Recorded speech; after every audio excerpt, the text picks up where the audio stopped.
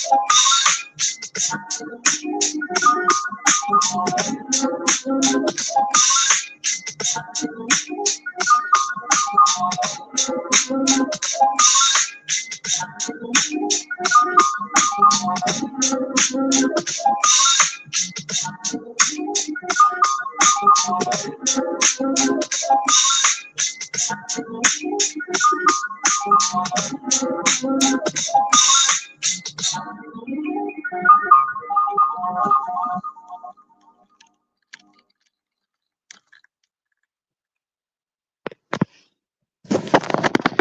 evening. Good evening. Welcome to another episode of Inside Sports with Rashad Mitchell.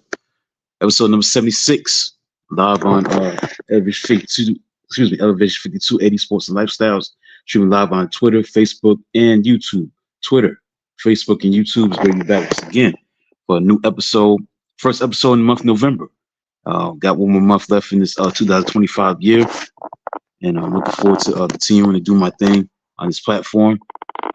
Let's get into it, man. World Series, man. Got to start with the baseball. World Series champions. Was it the LA Dodgers again? They're back-to-back champions, and it's a series that could have been won by Toronto easily, but they wasn't able to finish the deal. But that series won a great series, World Series ever in the history of baseball. You know what I'm saying? When you talk about, the things that happened in this series, man, you had a game 3, the epic home run by Freddie Freeman in 18 innings. Then you had, Toronto bouncing back from that tough loss and winning the next two games to put himself in position to win the World Series, going up 3-2, going back to Toronto. They lose last Friday, 3-1 on the double play to go to Game 7. But Game 7 was maybe the greatest Game 7 ever played in baseball history. You can make a case. When you talk about the ebbs and flows of that game, I mean, first of all, when you look at the Dodgers, man, Ohtani pitch gives up a 3-run homer. So I believe it's Bichette. And that got him up, 3-0. I believe it's Bichette. I think it's Bichette, Doug Bichette, I think that's his name. They was up 3-0. So you're a Toronto fan. If you're a Toronto fan, you're thinking, okay, we got a chance. This is going to be our championship for the first time in 32 years, win the third championship. And they were up 4-2, 4-3. But the Dodgers showed how of a champion. They bounced back. They was able to get back into the game. Give them credit. They was able to find a way to get it done. And what stands out is Miguel Rojas. Miguel Rojas is the standout guy. Miguel Rojas, in the way he came up to the plate, would score 4-3. Big home run by Muncy. That was a big one to make it 4-3. But the bigger home run, the tie, was a guy named Miguel Rojas. He comes up and hits a home run. The tie in the top of the ninth. Everything on the line. He was able to get up there and deliver the goods and become an unsung hero in baseball lore. And then in the 11th inning, Will Smith hits a home run to take the lead in favor of the Dodgers. And they win the series. It was a classic game, a classic series. And baseball won. Baseball was victorious this past week in sports. It was not the Bills and the Chiefs. Baseball was on top of this game in Game 7. Delivered a great series and delivered a great Game 7. And the Dodgers have won their 9th championship in franchise history. So they tied the Oakland Athletics. I don't think they're in Oakland anymore. Call them the Athletics. But they tied them. And also they tie the Boston Red Sox and I think that's it. The Boston Red Sox and the Athletics for the 9 championships that they have. Yeah, Bichette hit the home run. 3-0 in the third inning. Then Hernandez hits a sacrifice fly to make it 3-1. Then Edman hit a sacrifice fly to make it 3-2 Dodgers in favor of Toronto. Then a double by Jimenez to make it 4-2 in the 6th. Then the 2 big home runs, the 3 home runs. Muncy hit a home run in the 8th, 4-3. Rojas hit the game-time home run 4-4. That was the deepest, the farthest home run. As far as how far it went. It went 387 feet. Then Smith hit a home run, Will Smith, to make it 5-4. So it was a lot going on in that game that made that game an epic game to watch. It's what baseball is all about. When the baseball's played at the highest level, it's the best sport because you have clutch hitting, timely hitting, great pitching, great defense. That at the highest level, it's the best sport because there's no clock in baseball, and you don't know what's going to happen in baseball. When the games play like that at the highest level, it's the best sport. It's better than NBA. It's better than football, college football, NFL. It's the best sport. And baseball won this week. And so congrats to the Los Angeles Dodgers. Toronto Blue Jays was a worthy opponent. They should have won this series, but it just didn't work out. So that's 2 championships in a row for the Dodgers, 9 overall. Can they make it their 10th championship?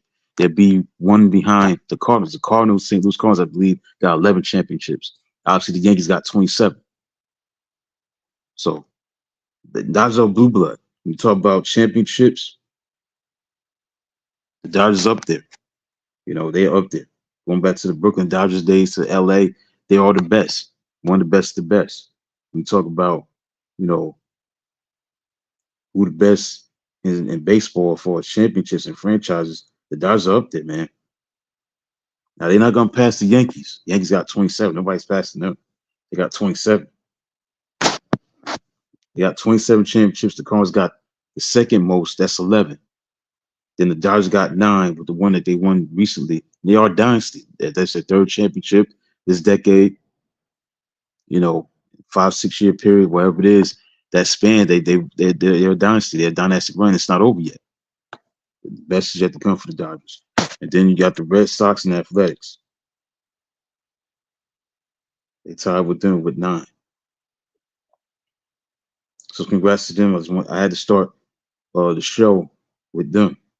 I had to. Yeah, Athletics, they're not the Oakland Athletics. They currently playing in West Sacramento, California, so they're not in Oakland no more. So they're just the Athletics. But anyway, I had to start the show talking about baseball, man. That was a great series that I've ever seen. I think this is the best Game 7 I've ever seen in my lifetime. I've seen a lot of them. You know, I remember the Arizona Diamondbacks and the Yankees in 2001. I remember the 91 World Series between the Twins and the Braves. That was the 1-0 masterpiece. That's when Jack Morrison, I think, Smokes pitched against each other. Larkin hit the game-winning base hit. Gene Larkin, I think it was his name. That was at that, crazy, Metrodome. That was, wild fans. Gene Larkin is a hero. He's known for getting that, base hit. Not a big name guy, but he's known for hitting that single deep fly ball that was not caught. And Dan Gladden scored at third base. You know what I'm saying? From Flushing, New York. Recently had a birthday, October 24th, born 1962. But he was a hero, Gene Larkin. Unsung hero. Just like Miguel Rojas. Miguel Rojas is a hero forever because of what he did, hitting that home run to tie the game up. It's like Gene Larkin was a hero, unsung hero, make a case, obviously in Game 7. Not a big game player, but he hit that base hit as a single. I mean, you look at Gene Larkin's career, he had a 266 batting average, only had 32 home runs, 266 RBIs. But he's a unsung hero. He has 2 championships. And he was a hero in that Game 7.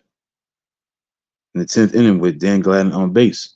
And he hits a single deep fly ball. He was the hero, not Kirby Puckett, not what's his name, Kent Herbeck. All the guys that were big on that team in those Twins championships because they won in 87, 91. But fast forward to now, man. The Dodgers are a great team. They're a big time team, and give them credit. Give them credit, man. They deserve to be the champions, and who's gonna knock them off. So now they're the king of the hill in baseball, and who's gonna knock them off? That's the question. That's the question. Like who's gonna knock this team off next year? Maybe the Blue Jays may meet the Dodgers again. You know what I'm saying? That's a possibility because the fact of the matter is Toronto's got a great player in Vladimir Guerrero. Got a great lineup that can hit. They hit with the best of them. They're good. They're really, really good. So the question is, who's gonna, you know, knock this team off next year? So congrats to the Dodgers. So I wanted to start off with that. All right, let's get into some NFL talk. Look at the NFL, man. It's filled with a lot of parity. That's the thing I get out of it when you talk about the landscape of the NFL. When you look at the Panthers beating the Packers 16-13, very strange. Because the Panthers are 5-4. The Patriots are what, 7-2.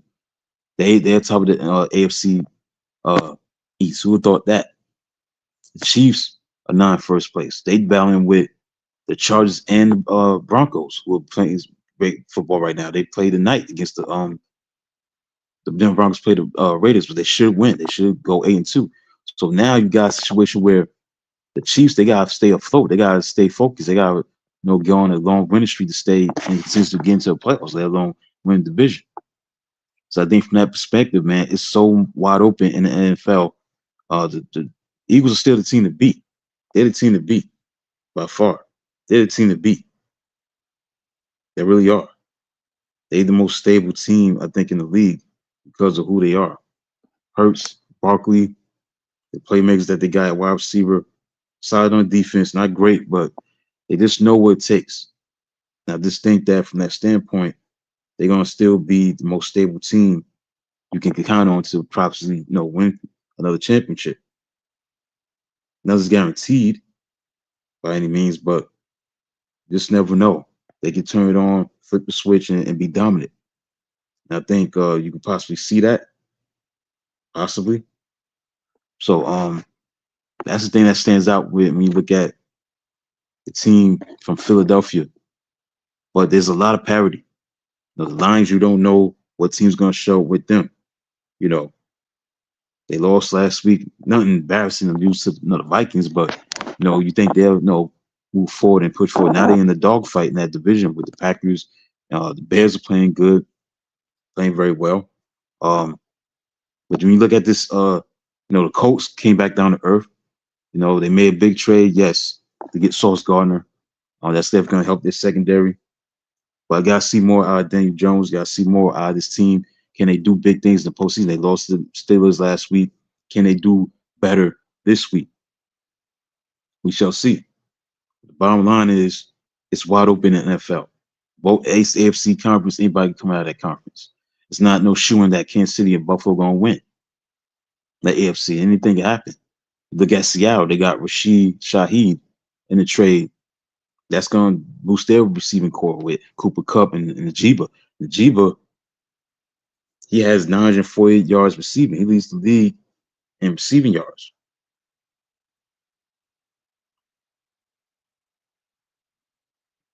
So when you add Rashid Shaheed, you got explosive, receiving core, Jackson Smith and Jiba, Rashid Shaheed, Cooper Kupp. They got a lot of guys that can make plays against the secondary. They won an impressive win last week against Washington. So they're going for it, man. They're loaded at wide receiver. So Sam Darnold is going to be like a kid in the king store because he got so many players at that position that can make plays. So they're going to be a force, a problem for the secondary. This guy has 948 yards receiving, 4 touchdowns, 58 catches. This guy's getting it done. He's always guaranteed, 100-plus yard receiving game. Yeah, 8 catches, 829 yards last week against Washington. 123 yards receiving, 8 catches against Houston. Jacksonville had 162 yards, 8 catches. So he always getting 8 catches. The most catches he's caught in the game was 9 against 49ers. This guy's a big time receiver. So he's only in his third season. So by what I see. So this team is definitely can come out of the NFC, possibly. The Rams, they're gonna be heard from. But I think you still gotta go with Philadelphia in that NFC. From I'm concerned.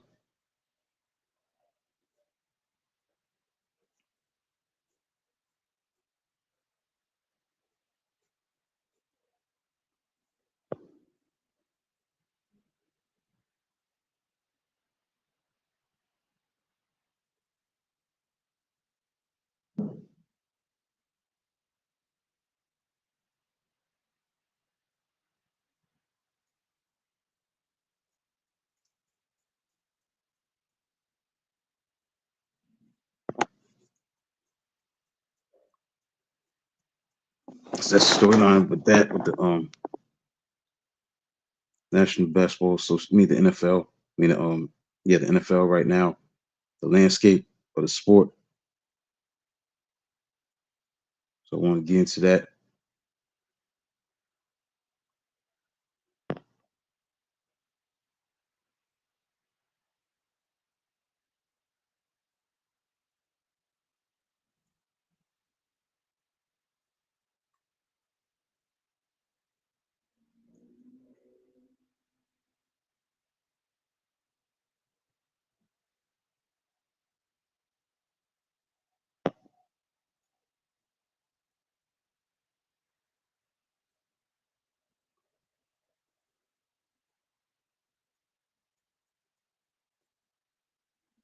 Let's fast forward to games that's coming up this week.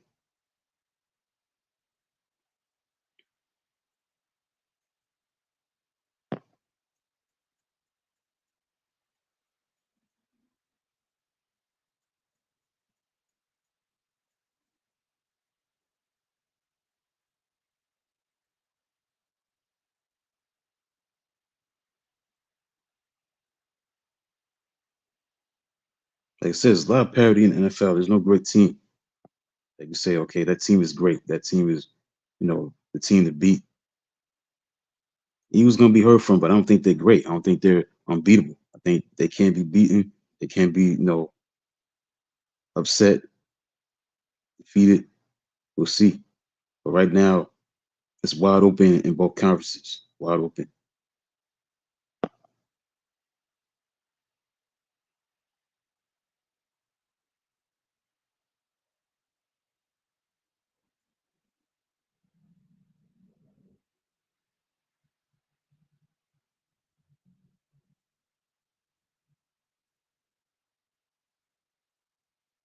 So that's how I see with the landscape of the NFL. A lot of parity, and like I said, anything can happen.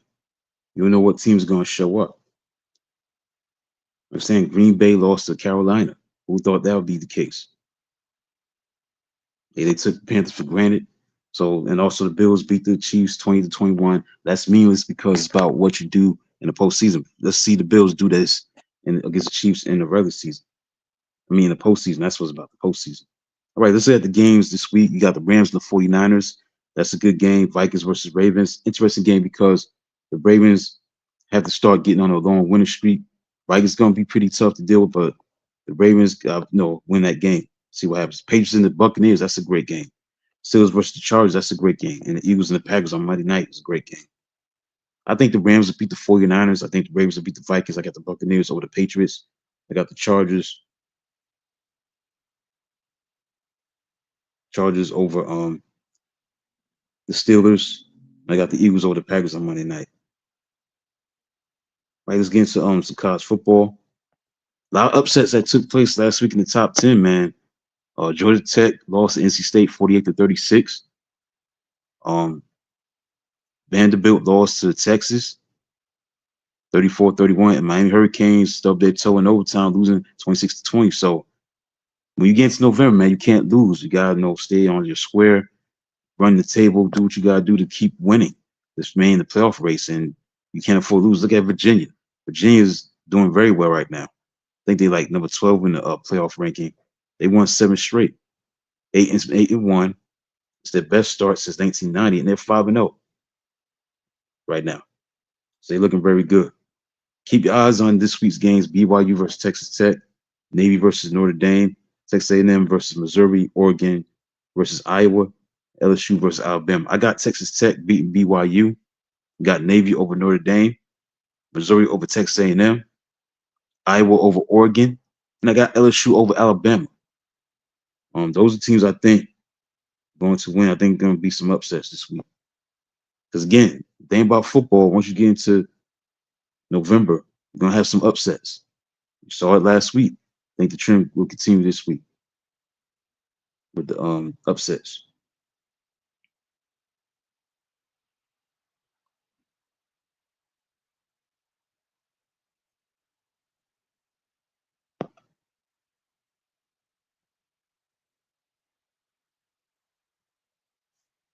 Top 25. Virginia's number 14. But the playoff ranking, you see, with the playoff ranking.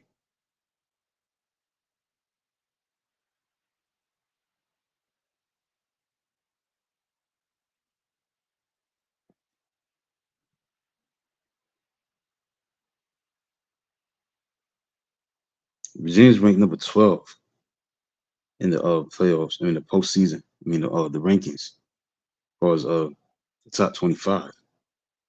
I'm trying to see where do they rank in the playoff rankings. They 12 in the top 25 in the AP poll, but that's different from the rankings in the college football poll. Let's see where they rank. Okay, they're number 14. Number 14 in the country in the playoff ranking, but they're number 12. They looking good right now. But the only problem is they don't look good in the playoff ranking. The playoff ranking, they're number 14. So they still got a lot of work to do. So a lot of football will be played, man. Anything can happen anytime. If you don't stay focused, you get picked off. And I think that's the thing that stands out as far as that's concerned.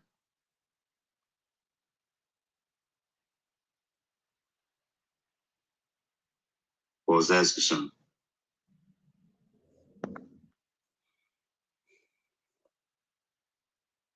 Right. As far as that's concerned. So I'm gonna get into on this date in sports history. Not gonna do that much NBA. I think I was supposed to do that last week, but I forgot about that. But it's all about, moving forward. I mean, the NBA is not a big deal right now. I mean, it's all about the football. That's it. I ain't talking about the NBA. I'll talk about it when I get getting ready. But my focus is going to be, when I do this show, is going to be on the NFL and college football. That's basically it. All right, let's get into United States sports history. Let's get into November 6th. November 6th, 1869. This is a big time moment in sports, man, for college football. It was the first U.S. college football game ever played. Use their hands, feet, heads, or sides to advance the ball, but they cannot run with it. That was Rutgers College beating New Jersey, now Princeton 6-4. So that was the first ever football game ever played was in the state of New Jersey, 1869 on November 5th. Excuse me, November 6th, 1869. First college football game ever played, Rutgers versus Princeton. They were known as New Jersey, but now known as Princeton. 1929, let's get into it. November 6th, Providence Steamroller become first NFL team to host a game at night under floodlights. It was a 16-0 against Chicago Cardinals at the Cyclodrome, Providence, Rhode Island.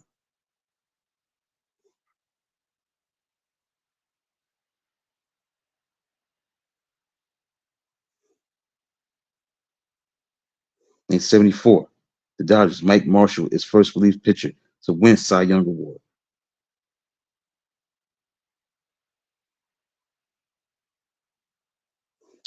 Former Twins relief ace Bill Campbell is first free agent to sign with the new team, joining the Red Sox for $1 million over 4 years.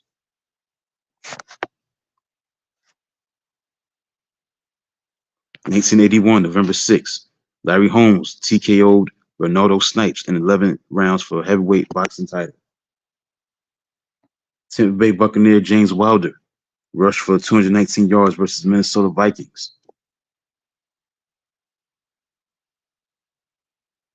1990, November 6th, Braves David Justice won the Rookie of the Year award in the National League. 1993, this is when boxing was boxing. Vander Holyfield beat Riddick Bowe in 12 rounds for heavyweight boxing title. This is when boxing was boxing back in the day, the early 90s, man. Art Modell officially announced that the Cleveland Browns were moving to Baltimore, Maryland, 1995. LA Dodgers Todd Hollingsworth won the National League Rookie of the Year, 1996. 1997, San Francisco Giants manager Dusty Baker was named Manager of the Year. And that's it for on this day in sports. So I'm not against no NBA until really not get into it. College basketball is going on right now. I'm not against no college basketball. There's no NBA. Maybe I'll write something about it in my article because I do write for the website. You can check that out if I want to write an article about the NBA. I can do that. I'm not going to discuss it on the show. I'm just going to focus on the main thing. That's the NFL and the college football landscape of things because that's what's out at right now. The basketball and NBA and college football, excuse me, college basketball and NBA is up in the clouds, man. It's not that much, nothing serious to be taken with the NBA because it's early in the season. It's early, it's a long season. And then when you look at the college basketball that's underway with women's and men's underway, means nothing because it's all about what you do in the tournament. So I'm not really going to get into that much stuff going on with the college basketball season. It's good to see college basketball back. The men's college basketball is back, and the women's are back. But I can't get into it. Once you get into November, yes, you got college basketball season underway, and that's a wonderful thing. But at the same time, I'm not getting into it. As far as the women's are concerned, good to see it back, but I'm not gonna take it seriously. So I'm getting ready. All right, so that's it for today's show. Thanks for tuning in. Be back next week. Make sure you tune into the latest article. It's not up yet. It should have been up by now, but I did post it, send it to Michael, but hopefully it'll be posted up on the website on the latest article. That should have been out. I don't see it on the website as of yet. Be look out for the next article for next week. That's gonna be coming up. So being tuned for the content, man. For as the website is concerned, for as the show is concerned, it's gonna continue to get bigger and better the best way it can. So that's it. For Inside Sports with Rashad Mitchell, episode number 76. Be back with episode number 77. Hopefully I can do 100 episodes, man, before the year ends. I don't know if that's gonna be possible, but next year I definitely gonna be doing 100 episodes. 100 episodes next year. So that's a big milestone. But it's great to do 76 episodes so far in the books. Elevate 52A Sports and Lifestyles, streaming live on Facebook, Twitter, and YouTube. Check it out, man. Check out the content. Check out the website that I write articles for, e52sports.com. So till then, talk to you next Thursday night on this platform, Elevate 52A Sports and Lifestyles. Talk to you next week.